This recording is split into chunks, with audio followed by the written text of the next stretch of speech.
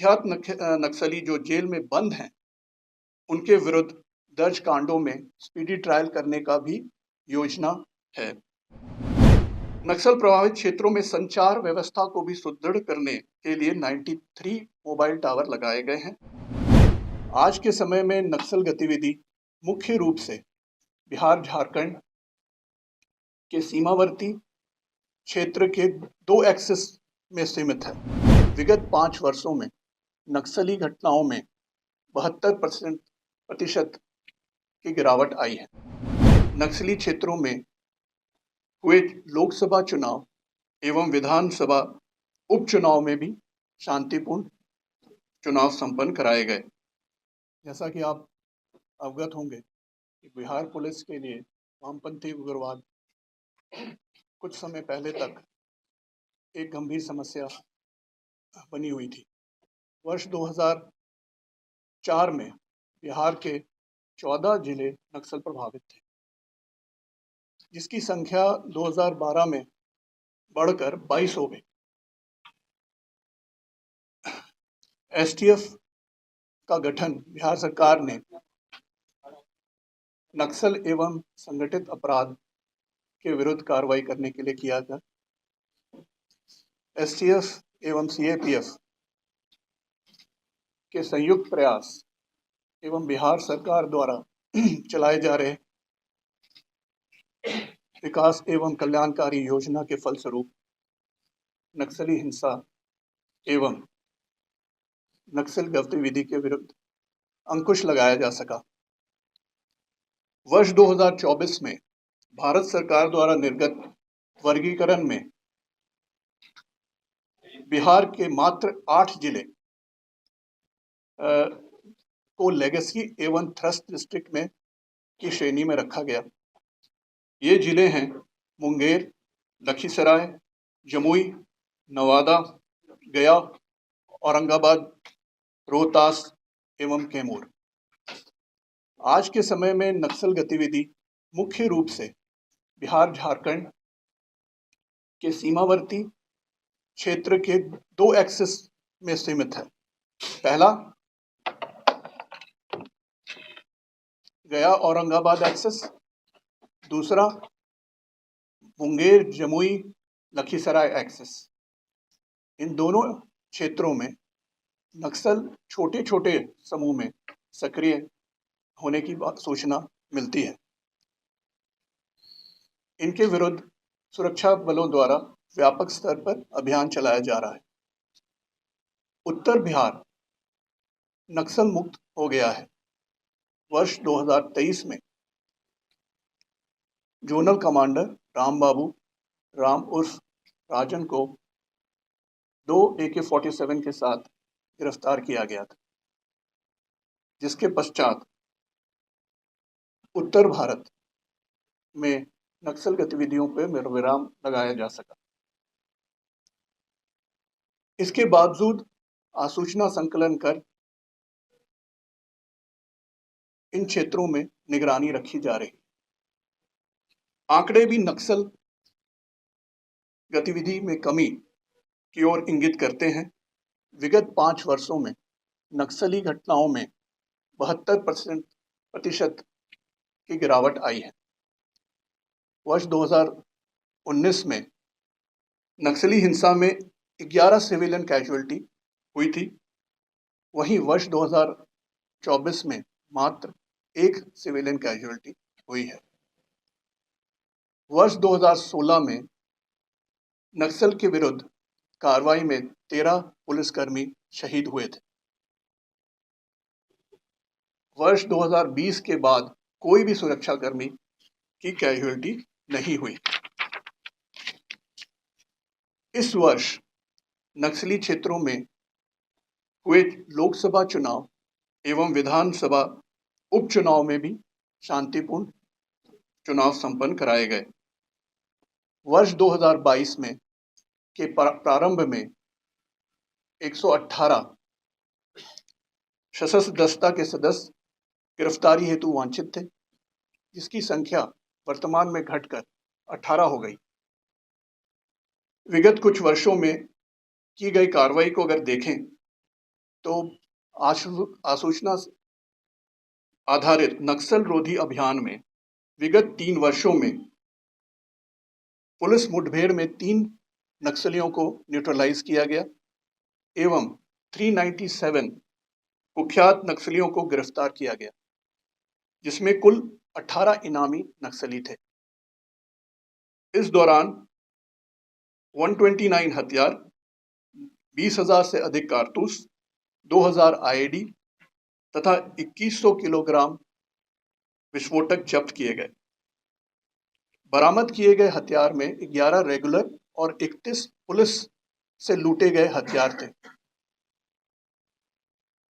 केवल इस वर्ष की बात करें तो राज्य एवं राज्य से बाहर से 123 नक्सली गिरफ्तार किए गए, जिसमें 11 इनामी नक्सली थे, 1 पुलिस राइफल सहित कुल 24 हथियार, 2,432 कारतूस, 554 डेटोनेटर, 151 आईईडीज और 146 किलोग्राम विस्फोटक बरामद किया गया।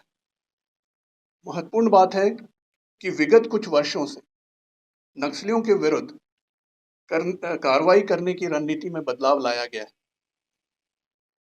जिसके तहत राज्य में नक्सलियों के जो गढ़ हैं वहां पे फॉरवर्ड ऑपरेटिंग बेस स्थापित किए गए। ये 11 की संख्या में है। ये एफओबीज जंगलों के बीचों बीच और दुर्गम पहाड़ियों पे स्थित हैं। इनके स्थापना से नक्सलियों के शरण स्थल को नष्ट करने में काफी हद तक सफलता मिली है।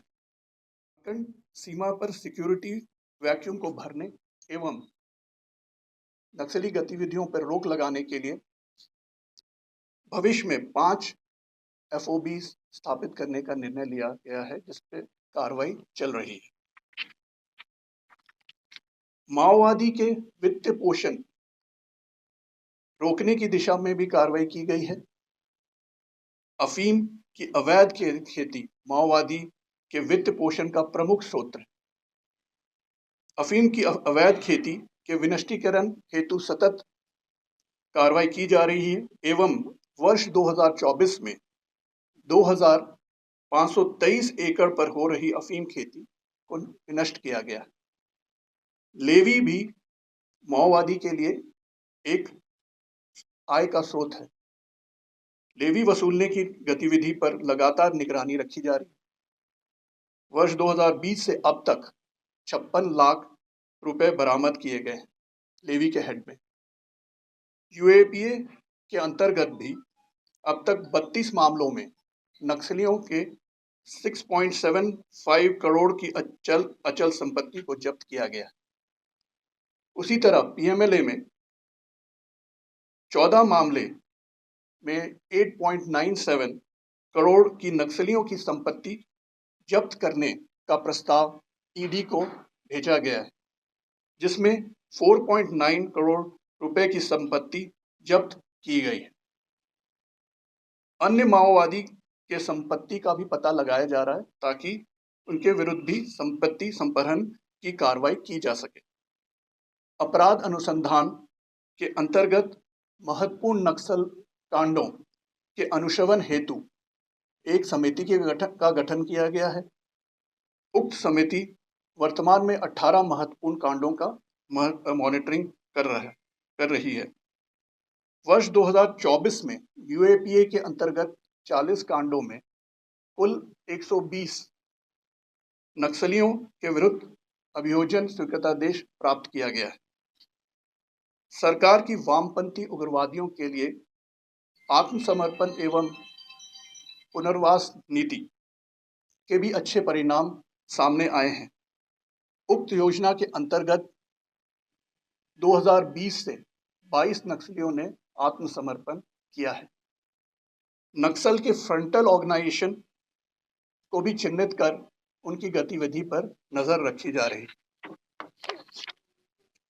नक्सल के विरुद्ध लगे एजेंसियों की क्षमता एवं इंफ्रास्ट्रक्चर के उन्नयन पर भी काम किया जा रहा है। स्पेशल इंफ्रास्ट्रक्चर स्कीम के तहत फेज 1 में नक्सलियों नक्सल प्रभावित क्षेत्रों में 85 फोर्टिफाइड थानों का निर्माण कार्य पूर्ण कर लिया गया। फेज 2 में स्वीकृत 27 थानों में से 25 के भवन का निर्माण कार्य पूर्ण हो गया है। 2005 में विशेष कार्य बल में 9 चिता कार्यरत थे, जिसकी संख्या बढ़कर अब 34 हो गई है। इसमें से 19 चिता नक्सल प्रभावित जिलों में प्रतिनियुक्त है। उन्हें लगातार विशेष प्रशिक्षण भी प्रदान की जा रही है। नक्सल प्रभावित क्षेत्रों में नागरिकों को मुख्य धारा में जोड़ने के उद्देश्य से कई जन कल्याणकारी योजनाएं भी चलाई जा रही हैं।